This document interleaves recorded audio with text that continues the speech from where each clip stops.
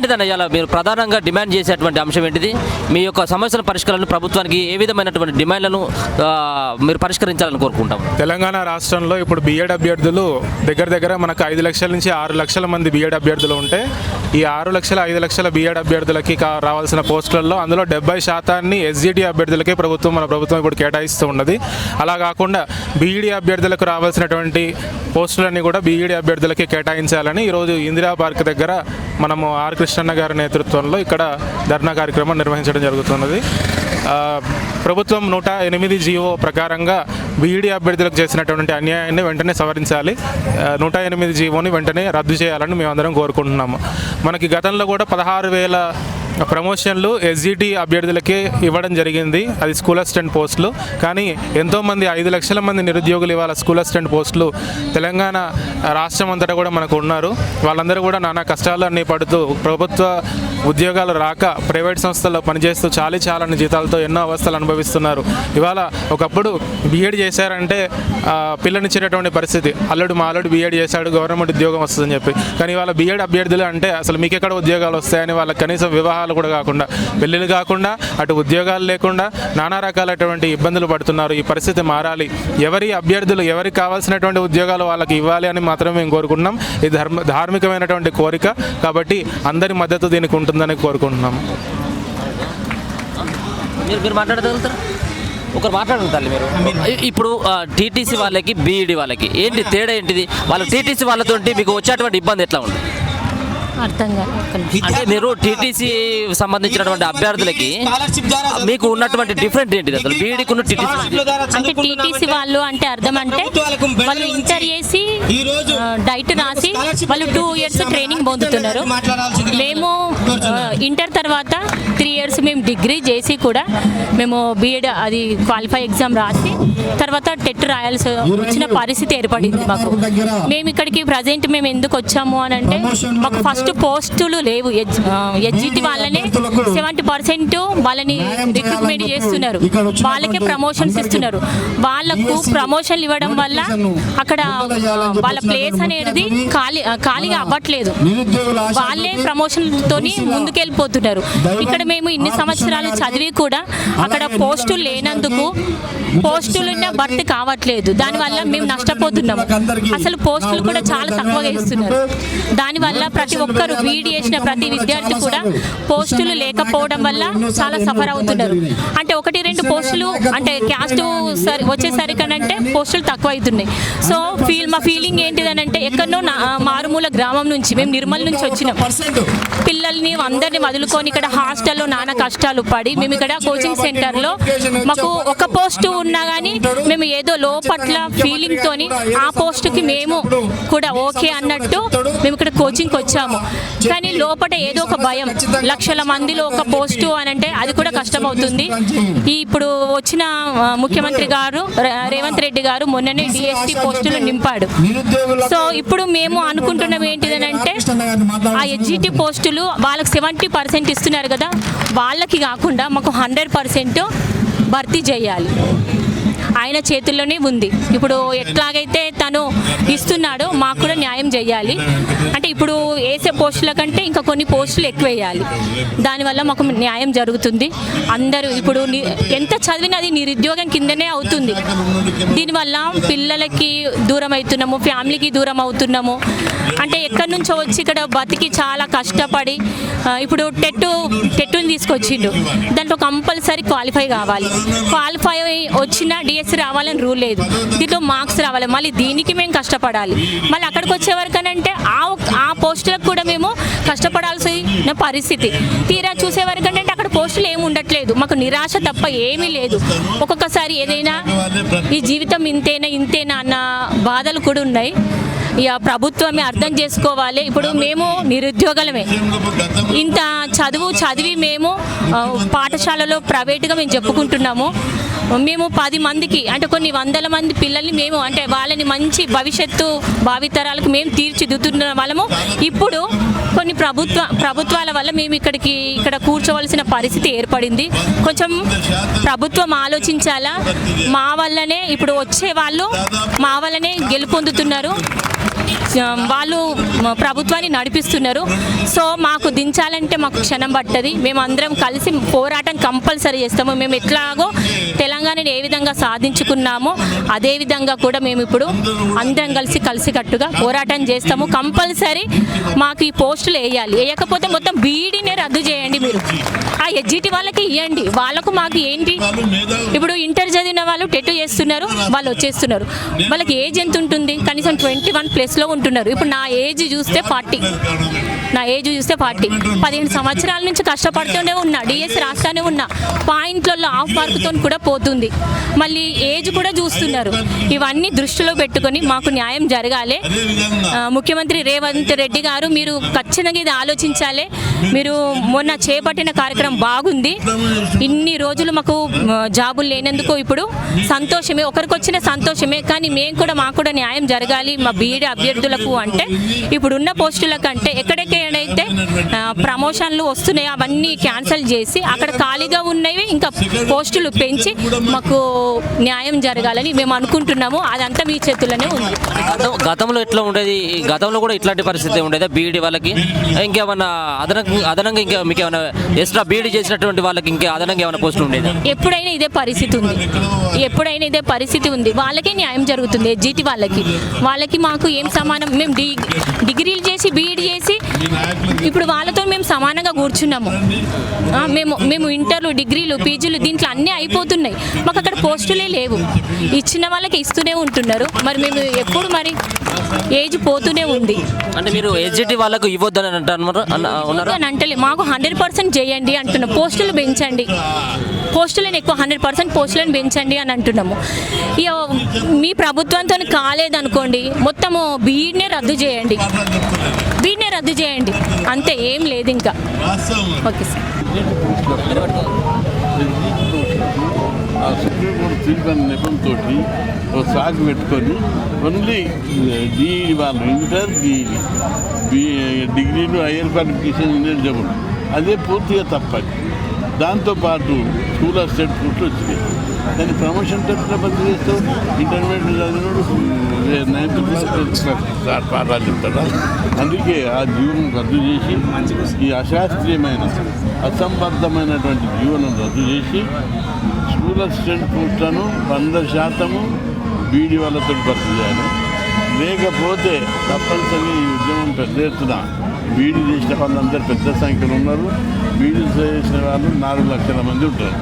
బీడీ చేసిన వాళ్ళు 1 లక్ష కూడా లేరు. కాబట్టి నిర్దిష్టమైనటువంటి విధానాన్ని, శాస్త్రీయమైనటువంటి విధానాన్ని అవలంబిస్తూ ఒక నిర్ణయం తీసుకొని ఈ నిర్ణయాన్ని ఎప్పుడో తీసుకోలే ప్రభుత్వం. అసలు 70% ప్రమోషన్ అన్నప్పుడే వాళ్ళకు బుద్ధి తక్కువ చేసి విద్యాశాఖ అధికారులు తలతో పనిచేస్తుందా, బుర్ర పనిచేస్తుందా? 70% ప్రమోషన్లు ఎట్టిస్తారు? తప్పు అది. అందుకే మొత్తం 100% స్కూల్ అసిస్టెంట్ పోస్టులను బీడీ వాళ్ళతో భర్తీ చేయాలి. ఈ విధానాన్ని సవరించకపోతే మాత్రం పెద్ద ఎత్తున ఉద్యమం చేస్తామని చెప్పి ప్రభుత్వాన్ని నేను హెచ్చరిస్తున్నాను. మీ డిమాండ్ ఏంటిది? మా ప్రధానమైన డిమాండ్ ఏంటంటే రాష్ట్ర వ్యాప్తంగా ఉన్నటువంటి బీఈడీ విద్యార్థుల యొక్క డిమాండ్ ముఖ్య ఉద్దేశం ఏంటంటే 70% ప్రమోషన్స్ ద్వారానే ఎస్జిటి వాళ్ళకు భర్తీ అవుతున్నాయి. కేవలం 30% మాత్రమే బీఈడీ వాళ్ళకి డైరెక్ట్ రిక్రూట్మెంట్ అవుతుంది. దాన్ని వెంటనే రద్దు చేయాలి. 100% రిక్రూట్మెంట్ కేవలం బీఈడీ విద్యార్థుల ద్వారా భర్తీ చేయాలి. ప్రధానమైనటువంటి డిమాండ్ మాకు. అదేవిధంగా మాకు వివిధ జిల్లాల్లో ఉన్నటువంటి గతంలో నోటిఫికేషన్ కావచ్చు, మొన్న వచ్చిన నోటిఫికేషన్లో కావచ్చు, బీఈడీ విద్యార్థులకు తీవ్రమైన అన్యాయం జరుగుతుంది. పోస్టుల సంఖ్య చాలా తక్కువగా ఉంటుంది. మేము ఎంత ప్రతిభ ఉన్నప్పటికీ మేము ఉద్యోగ అర్హత టెట్లో మంచి మార్కులు సాధించినప్పటికీ మేము ఉద్యోగాన్ని సాధించలేకపోతున్నాం. ఎందుకంటే ఈ కేవలం ప్రధానమైనటువంటి సమస్య ఏదైతే ఉందో ప్రమోషన్స్ అనే సమస్య, దాంతో ఈ పద్ధతిని అవలంబించడం వల్ల ప్రభుత్వాలు మేము ఈ 5 లక్షల మంది విద్యార్థులు పెద్ద ఎత్తున లాస్ కావడం జరుగుతుంది. అంటే ఎస్జిటి వాళ్ళకు బీఈడీ వాళ్ళకు ఏంటి తేడా ఏంటిది అసలు? ఎస్జిటి వాళ్ళు కేవలం ఇంటర్మీడియట్ చేసి తర్వాత టీటీ చేసి వాళ్ళు ఉద్యోగానికి అర్హత సాధిస్తారు. మేము డిగ్రీ బీఈడీ చేసి అర్హత సాధిస్తున్నాం. దాని తర్వాత టెట్ అర్హత వాళ్ళకి ఉంటుంది, మాకే ఉంటుంది. మేము బీఈడీ డిగ్రీ 3 ఏళ్ళు చేసి, డిగ్రీ 2 ఏళ్ళు చేసి లక్షలాది ఫీజులు కట్టి వేలాది ఫీజులు కట్టి అయినా మాకు ఉద్యోగాల సంఖ్య మళ్ళీ ఇక్కడికి ఇద్దరికి డిఎస్సికి అర్హత సాధించినప్పటికీ వాళ్ళకేమో ఉద్యోగాల సంఖ్య ఎక్కువ ఉండడము, మళ్ళీ ప్రమోషన్స్ వాళ్ళకి ఎక్కువ ఉండడము, మాకు డైరెక్ట్ రిక్రూట్మెంట్ తక్కువ ఉండడము, ఉద్యోగాల సంఖ్య తక్కువ ఉండడము, మళ్ళీ విద్యార్థుల సంఖ్య ఎక్కువ, బీఈడి విద్యార్థుల సంఖ్యనే ఎక్కువగా ఉండడం. వాళ్ళు 2 లక్షల మంది ఉంటే మేము 5 లక్షల మంది ఉన్నాము. సో 5 లక్షల మందికి రాష్ట్ర వ్యాప్తంగా తీవ్రమైన అన్యాయం జరుగుతుంది. గత పాలకులు చేసినటువంటి తప్పులు ఏవైతే ఉన్నాయో 108 అనే ఒక జీవోని తీసుకొచ్చి బీఈడి విద్యార్థుల యొక్క కళ్ళల్లో కారం కొట్టినాయి ప్రభుత్వాలు. కనీసం ఈ ప్రభుత్వమైనా, ఈ ప్రజాప్రభుత్వమైనా ఆ 108 జీవోను రద్దు చేసి వెంటనే 100% డైరెక్ట్ రిక్రూట్మెంట్ బీఈడి విద్యార్థుల ద్వారానే భర్తీ చేయాలి. ఎందుకంటే నా పేరు నాగరాజు, నాది జోగులాంబ గద్వాల జిల్లా, నాది 6th ర్యాంక్ వచ్చింది. ఎంత బాధ అనిపిస్తుంది అంటే ఆ జిల్లాలో ఉన్న పోస్టుల సంఖ్య 1, 2, 3 ఉన్నాయి, ఉన్నవి ఓపెన్లోనే ఉన్నాయి. మేము ఎంతో కలలు కానీ ఒక టీచర్ అవ్వాలి, ఫ్యాషనేట్గా ఉండాలి, మన భవిష్యత్తులో ఈ సమాజానికి మంచి సేవ చేయాలని యూనివర్సిటీలో ర్యాంకులు కొట్టి యూనివర్సిటీలో ఫీజులు కట్టి అయినా కానీ మేము చివరికి ఈ ఉద్యోగాల సంఖ్య వచ్చేసరికి చూస్తే 1, 2 మాత్రమే ఉంటున్నాయి. మేము ఆ 1, 2లో ఇంతమంది లక్షలాది మంది విద్యార్థుల మధ్యన మేము కొట్టుకోలేకపోతున్నాం. డైరెక్ట్ రిక్రూట్మెంట్ చేయాలి 100%. అప్పుడే మా ప్రధానమైన డిమాండ్. మేము గౌరవ ముఖ్యమంత్రి గారిని ఇట్లా ఈ సందర్భంగా మేము కోరుకునేది ఒకటే, ఈ డిమాండ్ ఏదైతే ఉందో వెంటనే వాళ్ళ దృష్టిలో తీసుకొని వెంటనే సమస్యను పరిష్కరించి ఈ లక్షలాది మంది విద్యార్థులకు న్యాయం చేయాలని కోరుకుంటాం. నెక్స్ట్ డిఎస్సిలో అయినా మాకు న్యాయం జరిగేటట్టు చూస్తారని మేము ఈ ప్రభుత్వాన్ని విశ్వసిస్తున్నాం ఈ విద్యార్థి తరపున. Thank you. మీరేమని చెప్తారు? నా పేరు సైదారాం, మేము ఖమ్మం డిస్టిక్ నుండి వచ్చినాం. ఇక్కడ ఉస్మానియా యూనివర్సిటీలో ఎంఈడీ చేస్తున్నాం. ముఖ్యంగా బీఈడి అభ్యర్థులకి తీవ్రమైన నష్టం జరుగుతుంది. 70% హెచ్జిటి టీచర్లకు ప్రమోషన్లు ఇచ్చి బీఈడి వాళ్ళకి 30% డైరెక్ట్ రిక్రూట్మెంట్ చేయడం అనేది ఎక్కడ ఏ రాష్ట్రంలో ఏ దేశంలో కూడా లేదు.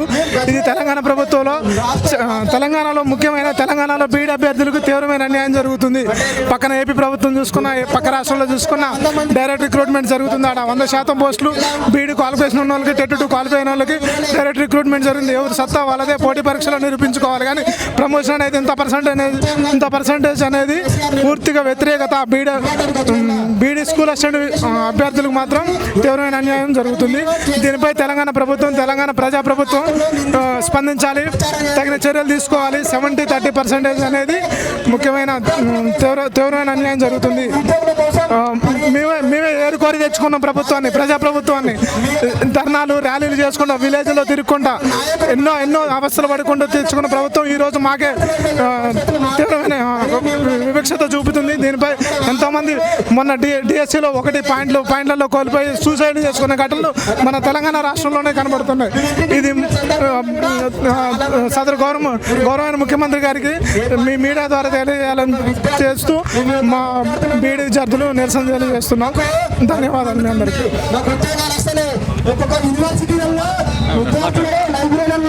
ఈరోజు తెలంగాణ ప్రభుత్వంలో బీఎడ్ అభ్యర్థులకు తీవ్రంగా అన్యాయం జరుగుతుంది. గత ప్రభుత్వం ఉన్నప్పుడు, అంతకంటే ముందు మనకు 2011లో అప్పుడు హెచ్జిటి పోస్టులు కూడా బీఎడ్ వాళ్ళకు రాసుకునే అవకాశం ఉండేది. అప్పుడు 70% రిజర్వేషన్, 70% ప్రమోషన్ ఉన్నా కానీ మాకు అన్యాయం జరగకపోయేది. కానీ ఈరోజు సుప్రీంకోర్టు తీర్పు ఏమన్నదంటే మనకు హెచ్జిటి వాళ్ళకు, బీఎడ్ వాళ్ళకు హెచ్జిటి రాసుకునే అవకాశం లేదు. మరి ఇంకోటి ఏంటంటే వాళ్ళకే మళ్ళీ 70% డైరెక్ట్ ప్రమోషన్ ఉంది. కాబట్టి ఇదేంటంటే మాకు బీఎడ్ వాళ్ళకు చాలా అన్యాయం జరుగుతుంది. ప్రతి జిల్లాలో కూడా 100కు పైన పోస్టులు హెచ్జిటి పోస్టులు ఉన్నాయి. మాకేమో 1-2 పోస్టులే ఉన్నాయి. మాకు ఒక 5వ ర్యాంక్ వచ్చినా, 6వ ర్యాంక్ వచ్చినా కానీ జాబ్లు వచ్చే పరిస్థితి లేదు. వాళ్ళకు 70-100 ర్యాంక్ వచ్చినా కానీ జాబ్లు వస్తున్నాయి. మేము 3 సంవత్సరాలు డిగ్రీ చేసాం, మళ్ళీ తర్వాత బీఎడ్ చేసాం. ఈ 5 సంవత్సరాలు టైం వేస్ట్ చేసుకొని ఉన్నత చదువు చదివి కూడా మాకు జాబ్లు లేవు. ఇప్పుడు మాకేంటంటే ఉన్నత చదువు చదివిన వాళ్ళకు జాబ్ అవకాశాలు, ఉద్యోగ అవకాశాలు ఎక్కువ ఉండాలి. కానీ మాకేంటంటే తక్కువ ఇంటర్మీడియట్ చదివిన తర్వాత ఇంటర్ తర్వాత డిఎడ్ చేసిన వాళ్ళకు ఉద్యోగ అవకాశాలు ఎక్కువ ఉంటున్నాయి. మేము ఈ 5 సంవత్సరాలు ఈ బీఎడ్ చేసి ఎందుకు మాకు అసలు? కాబట్టి వెంటనే మాకు తగిన న్యాయం జరగాలని ఈ ప్రభుత్వాన్ని కోరుకుంటున్నాం. ఇంకోటి ఏంటంటే పక్క రాష్ట్రంలో ఆంధ్రప్రదేశ్లో 100% డైరెక్ట్ రిక్రూట్మెంట్ ద్వారా పోస్టులు భర్తీ చేస్తున్నారు, స్కూల్ అసిస్టెంట్ పోస్టులు. మాకేమో కేవలం 30% పోస్టులు భర్తీ చేస్తున్నారు. ఈ పర్సంటేజ్ని మార్చాలి. ఈ వచ్చే సమావేశం బిల్లులో శీతాకాల సమావేశంలో ఈ బిల్లుని ప్రవేశపెట్టాలి. లేకపోతే ఇంతకంటే తీవ్రంగా, ఇంతకంటే రెట్టింపు సంఖ్యలో ధర్నా చేస్తాం, సెక్రటరియట్ని కూడా ముట్టడిస్తాం అని మీ బీఎడ్ అభ్యర్థుల సంఘం అనుకుంటుంది. నా పేరు నీల వెంకటేష్, నిరుద్యోగ జేఏసీ చైర్మన్, బీసీ సంక్షేమ సంఘం రాష్ట్ర వర్కింగ్ ప్రెసిడెంట్. ఈరోజు బీసీ సంఘం జాతీయ అధ్యక్షులు మాజీ రాజ్యసభ సభ్యులు ఆర్ కృష్ణ గారి నేతృత్వంలో బీఈడీ అభ్యర్థుల యొక్క అధ్యక్షతన ఇవాళ ఇందిరా పార్క్లో పెద్ద ఎత్తున మరి ప్రోగ్రాం నిర్వహించడం జరిగింది. ప్రధానమైనటువంటి డిమాండ్ బీఈడీ టీచర్లను డైరెక్ట్ రిక్రూట్మెంట్ చేయాలని చెప్పేది ప్రధానమైనటువంటి డిమాండ్. ఎందుకంటే బీఈడీ డిఈడీ టీచర్లలో డిఈడీ చదివినటువంటి విద్యార్థుల నిరుద్యోగులకు 70% ప్రమోషన్లు, అదేవిధంగా బీఈడీ చేసిన వాళ్లకు 30% ఇవ్వడం అనేది చాలా దౌర్భాగ్యమైనటువంటి పరిస్థితి. ఎందుకంటే 6వ తరగతి చెప్పాల్సిన టీచర్ని స్కూల్ అసిస్టెంట్గా 70% ప్రమోషన్లు ఇచ్చి 8వ తరగతి 9వ తరగతి 10వ తరగతి పాఠాలు చెప్పమంటే పాఠాలు చెప్పగలుగుతారా? దాంట్లో ఎంత పాఠాలు చెప్పడంలో ఎంత వైఫల్యం చెందుతారో ఒక్క రాష్ట్ర ప్రభుత్వం ఆలోచన చేయాలి. అందుకని చదివిన ఇలా డిగ్రీ చేసి పీజీ చేసి ఐఏఎస్ పోస్ట్ ఇవ్వమంటే ఇస్తారా? ఐపీఎస్ పోస్ట్ ఇవ్వమంటే ఇస్తారా? మరి 6వ తరగతి చెప్పాల్సిన టీచర్ని ఇలా 10వ తరగతి చెప్పమని స్కూల్ అసిస్టెంట్ పోస్టులో 70% ఎట్లా ప్రమోషన్లు ఇస్తారు? కాబట్టి ఒక్కసారి రాష్ట్ర ప్రభుత్వం ఆలోచన చేయాలి. అందుకని బీఈడీ టీచర్లు చేసిన వాళ్ళకు స్కూల్ అసిస్టెంట్ పోస్టులు ఫుల్గా ఇవ్వండి. అదేవిధంగా డిఈడీ టీచర్లు చేసిన వాళ్ళకు స్కూల్లో వాళ్ళ యొక్క హోదా తగ్గట్టు వాళ్ళ పోస్టులు వాళ్ళకి ఫుల్ ఇవ్వండి, 100% వాళ్ళకి ఇవ్వండి. దాంట్లో బీఈడీ వాళ్ళకి అవసరం లేదు. అదేవిధంగా స్కూల్ అసిస్టెంట్ల పోస్టులో కూడా బీఈడీలకు ఎంత పార్ట్నర్షిప్ ఎట్లా ఇస్తారు అని చెప్పి డిమాండ్ చేస్తున్నారు. అందుకని రాష్ట్ర ప్రభుత్వం గతంలో కూడా మరి చైర్మన్ రాజేందర్ గారికి, అదేవిధంగా ప్రిన్సిపల్ సెక్రటరీ బుర్రా వెంకటేశ్వర గారికి, అదే కమిషనర్ మరి నరసింహారెడ్డి గారికి కూడా చెప్పడం జరిగింది.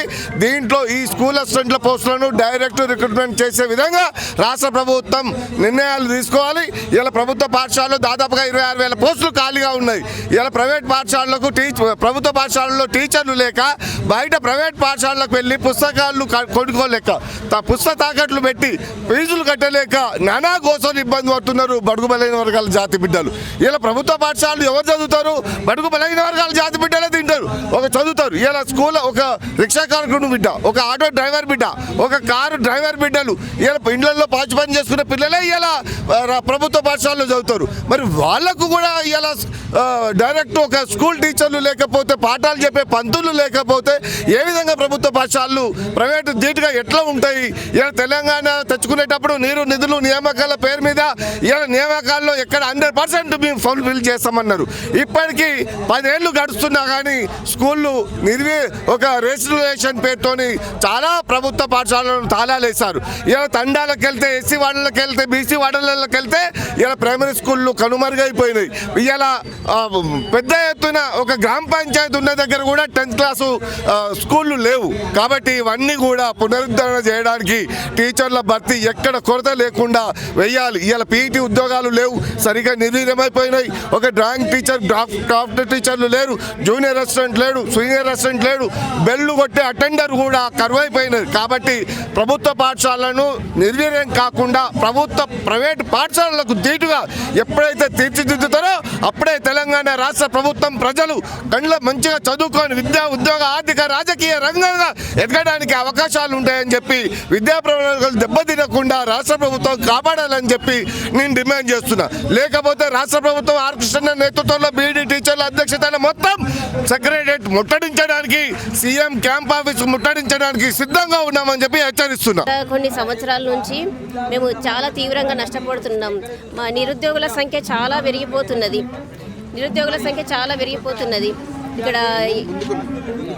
ఇక్కడ ఎడ్జిటీ చేసిన వాళ్ళేమో చాలా తక్కువ మంది ఉన్నారు. బీఎడ్ చేసిన వాళ్ళేమో దాదాపు 5 లక్షల మంది ఉన్నాము. దాదాపు 200 పోస్టులు ఉంటే, అంటే ఎగ్జాంపుల్ 200 పోస్టులు ఉంటే 170 అంటే 100% పోస్టులు వాళ్ళకే. ఇంకా మా పోస్టుల్లో నుంచి మాకు ఉన్న 100% పోస్టుల నుంచి 70% పోస్టులు ప్రమోషన్స్ ద్వారా వెళ్ళడం వల్ల ఇన్ని లక్షల మంది బీఎడ్ నిరుద్యోగులకి కేవలం 30% పోస్టులు మాత్రమే ఉండడం వల్ల మేము ఎంత పుస్తకాలతో కుస్తీపడి చదువుతున్నా అసలు సంబంధం లేని టెట్లో సంబంధం లేని సబ్జెక్టులు ఉన్నాయి. ఇప్పుడు ఎగ్జాంపుల్ మాది బయోసైన్స్, సంబంధం లేని సబ్జెక్టులన్నీ బయోసైన్స్కు కేవలం 16 మార్కులే ఉన్నాయి మాకు. ఇంకా ఫిజికల్ సైన్స్ చదవాలి, మ్యాథ్స్ 30 మార్క్స్, తెలుగు, సైకాలజీ, ఇంకా మ్యాథ్స్, సైకాలజీ, టెట్,